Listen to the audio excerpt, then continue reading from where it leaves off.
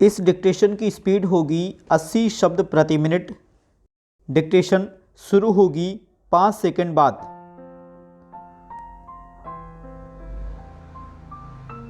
Start. सभापति महोदय, इस देश के किसान को उसकी मेहनत का उचित दाम मिलना चाहिए। इस बात से इनकार नहीं किया जा सकता है। मैं इस सदन का ध्यान इस बात की ओर आकर्षित करना चाहता हूं कि जब जब किसानों को दी जाने वाली सहायता की बात कही जाती है तो यहाँ पर कभी भी कोई साफ निर्णय नहीं लिया जाता है।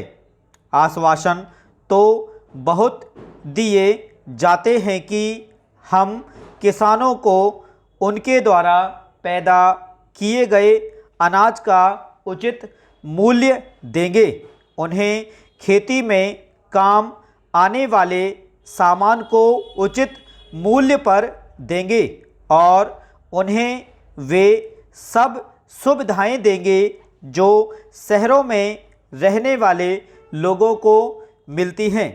किंतु मुझे दुख के साथ कहना पड़ता है कि इस सदन में दिए गए आश्वासनों को कभी भी पूरा नहीं किया गया है। पैरा, कई बार किसानों को बाढ़ से या सूखे से बहुत नुकसान उठाना पड़ता है। उस समय सरकार की ओर से उनको पूरी सहायता नहीं दी जाती है। एक तरफ तो किसानों को उनके द्वारा पैदा किए गए अनाज का उचित मूल्य भी नहीं मिलता है और दूसरी तरफ उनका बाढ़ और सूखे से बहुत नुकसान हो जाता है। ऐसी स्थिति में हमारे देश के किसानों को बहुत कष्ट उठाने पड़ते हैं। पैरा, श्रीमान, महाराष्ट्र में किसानों के आंदोलन की बात हम सुनते हैं। बड़े दुख की बात है, जहां तक मुझे मालूम है कि वहां किसानों को बहुत सारी सुविधाएं दी गई हैं। वहां के किसानों को दिए गए ऋण माफ़ कर दिए गए हैं, लेकिन उत्तर प्रदेश के किसानों को इस तरह की सुविधा अभी तक नहीं दी गई है। मैं महाराष्ट्र के किसानों से निवेदन करना चाहता हूं कि जो कुछ उनको दिया जा रहा है उससे उन्हें संतुष्ट होना चाहिए और देश के विकास में पूरी तरह से हिस्सा लेना चाहिए।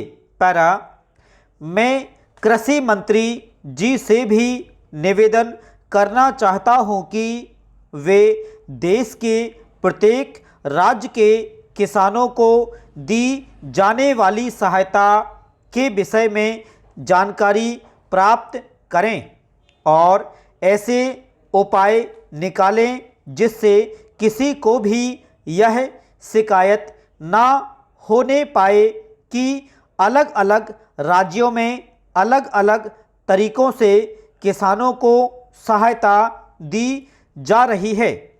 मैं माननीय मंत्री जी का आदर करता हूं।